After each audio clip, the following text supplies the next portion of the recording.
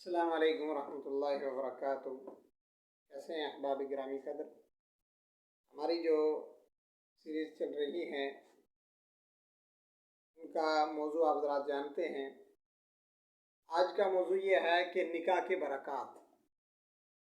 شادی تو کرنی ہے، ایک کرنی ہے، دو کرنی ہے، تین کرنی ہے، چار کرنی ہے۔ ہمارے یہاں ریاض سعودی عرب کے اندر ایک مکتبہ ہے، مکتبہ دارالسلام، بلکہ اب وہ انٹرنیشنل پوری دنیا میں اس کی برانچز وغیرہ کھل چکی ہیں۔ ان کے جو ذمہ دار ہیں عبد المالک مجاہد صاحب، ان کی ایک میں ویڈیو دیکھ رہا تھا، مجھے بڑی پسند آئی۔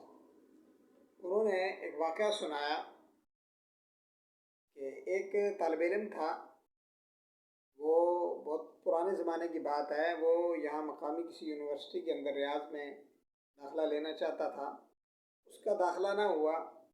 اس کے بعد سعودی عرب کے بعض علاقے جو دور دراز ہیں جیسے جنوب، آبا، الباحہ، خمیس مشیط وغیرہ، چھوٹے چھوٹے شہر اس زمانے میں آباد تھے، تو حکومت نے وہاں پر جو ادارے بنائے تھے تو وہاں بہت ساری سہولیات اور بہت سارے ایسے ذرائع تعلیم کے پیدا کیے کہ تاکہ وہاں کے اداروں کو تقویت ملے۔ تو یہاں پر داخلہ نہ ہوا، چونکہ طالب علم نے بڑی کوشش کی، بڑا نیک طالب علم تھا، پڑھنا چاہتا تھا، تو بہرحال اس کو وہاں سیٹ مل بھی گئی، بلکہ آفر ہوا تو وہ وہاں چلا گیا اپنے گھر سے دور۔ اب وہاں وہ پڑھتا رہا، پڑھنے کے بعد کبھی باہر نکلتا تھا تو دیکھتا تھا کہ راستے سے ایک بوڑھی ماں آتی ہے، چند بکریاں ہیں اس کے پاس، تو اس کو دیکھ کر بڑا ترس آتا تھا کہ بیچاری کافی عمر رسیدہ ہے اور وہ اس کو چرا رہی ہے، لے جا رہی ہے۔ اسی طرح کرتے کرتے ایک دن اس نے کسی اپنے دوست سے ذکر کیا کہ بھئی یہ فلاں ماں ہے، اس کا کوئی نہیں ہے۔ تو بتانے والے نے یہ بتایا کہ بھئی اس کے گھر میں کوئی نہیں ہے، یہ بالکل اکیلی ہوتی ہے۔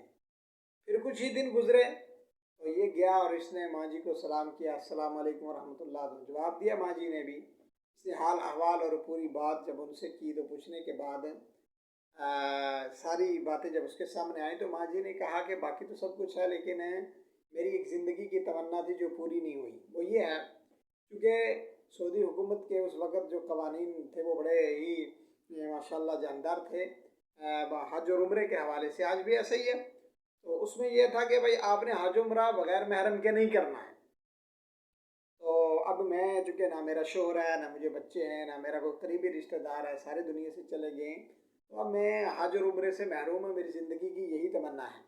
وہ کہتا ہے کہ میں چلا گیا تو قدرتی میرے دل کے اندر خیال آیا کہ یار یہ بوڑھی ماں ہے، میں اس کے ساتھ یہ نیکی کیوں نہ کروں کہ میں اس کے ساتھ نکاح کر لوں، اور نکاح کرنے کے بعد یہ میری منکوحہ ہو جائے گی اور یہ محرم ہو جائے گی اور یہ جا کے عمرہ بھی کر لے گی، حج بھی کر لے گی، اور اس کے بعد میں اس عورت کو طلاق دے دوں گا۔ چنانچہ کہتے ہیں کہ یہی بات جا کر میں وہاں اس علاقے کے بہت بڑے عالم دین سے میں نے اس کا ذکر کیا، تو عالم دین نے کہا یار یہ تو بڑا نیکی کا مسئلہ ہے، اگر تو آپ ایسا کرنا چاہیں تو یہ تو اس پہ بڑا اجر و ثواب ہے۔ بہرحال کہتے ہیں کہ ایک دن میں آیا اور میں نے ان بزرگ خاتون کو سلام کیا، اور سلام کرنے کے بعد کہا کہ میرا یہ ارادہ ہے، میں آپ سے نکاح کر لوں، چونکہ آپ کی یہ بہت بڑی زندگی کی تمنا اور وہ پوری نہیں ہوئی، اور آپ اس وقت عمر کے اس اسٹیج پر ہیں، تو آپ میری منکوحہ ہو جائیں گی، اور اس کے بعد میں آپ کو طلاق دے دوں گا اور میں آپ کے ساتھ جاؤں گا اور جا کر حج عمرہ آپ کر لینا۔ کہتے ہیں کہ اس ماں جی نے کہا کہ کوئی بات نہیں ہے، مسئلہ یہ ہے کہ میں اس پر غور و خوض کرتی ہوں۔ بہرحال کچھ دنوں کے بعد سوچنے کے بعد عورت نے اس چیز کو قبول کر لیا۔ اب اس عورت کو لے کر وہاں کے قاضی کے پاس گیا، تو بہرحال قاضی نے سرکاری طور پر اس کا نکاح رجسٹرڈ ہو گیا۔ اب جیسے نکاح ہوا تو اس کے جتنے لوازمات تھے وہ پورے کیے، اور پورے کرنے کے بعد حج اور عمرے کی تیاری کر لی۔ بڑی غور طلب بات ہے اس سے آگے سننے کے لیے۔ بہرحال اب یہ طالب علم تھا، نیک تھا، علم کو حصول کر رہا تھا، اس کا مقصد تو اور کوئی تھا نہیں وہاں، اور تھا بھی بالکل جوان، تو یہ کیونکہ اب نکاح تو سرکاری طور پر یہ اس کی بیوی قرار دی گئی، ان کو تو کوئی اعتراض نہیں تھا، بھائی ٹھیک ہے اگر اس نے نکاح کر لیا اس کو منظور ہے۔ تو اب آگے معاملہ یہ ہوا کہ وہ لے گیا، اس کو حج کروایا، حج کرنے کے بعد آیا تو اس بوڑھی خاتون سے کہا ٹھیک ہے جی اب آپ کا مقصد پورا ہو گیا، میں آپ کو طلاق دے دیتا ہوں۔ خاتون نے کہا تو مجھے کس لیے طلاق دیتا ہے، مجھے طلاق نہ دے۔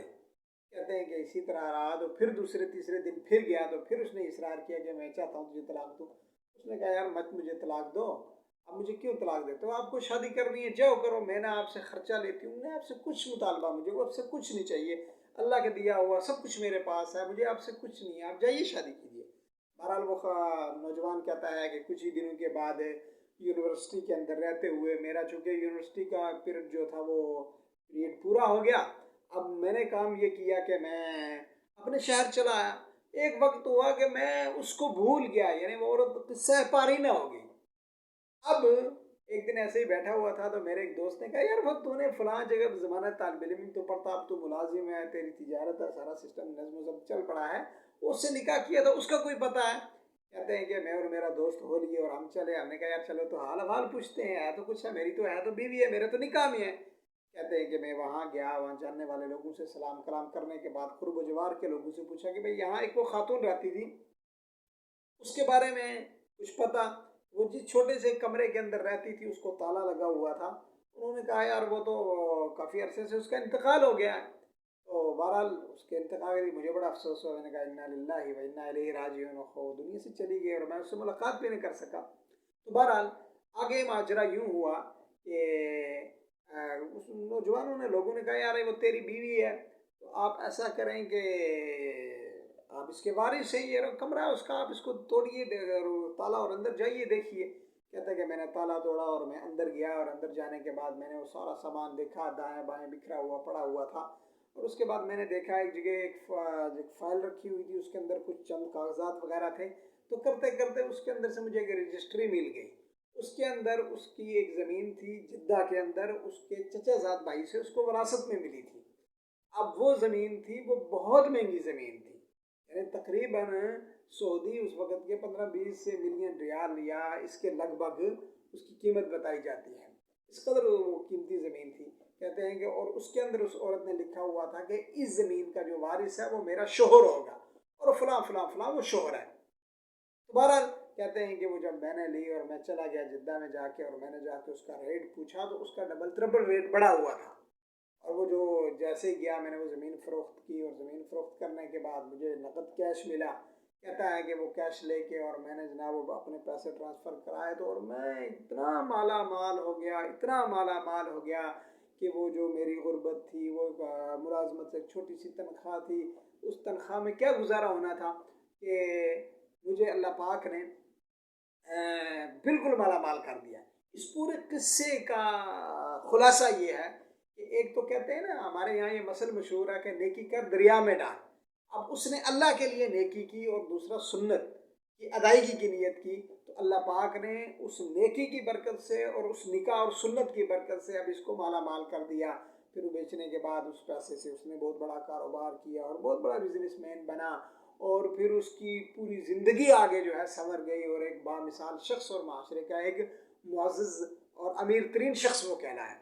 इस पूरी कहानी के पीछे असल में आपको सबक देना ये है कि एक कभी भी निकाह से न कतराएं। एक तो निकाह में पहल करें, नेकी करेंगे अगर किसी के साथ तो अल्लाह पाक आपकी नेकी को कभी ज़ाया नहीं करेगा। दुनिया में अल्लाह पाक आपको उसका बदला देगा। अगर दुनिया में ना भी मिल सका तो अगर दुनिया में अल्लाह तबारक व तआला देता है तो आखिरत में तो आपकी नेकी कहीं नहीं गई है। ये पैगाम था, मैंने सोचा अपने मैं देखने वालों से, अपने नाजरीन से, अपने सामीन से उसको शेयर करूँ, तो इसको आप ज़रा ज़्यादा से ज़्यादा शेयर करें। अस्सलाम वालेकुम व रहमतुल्लाह।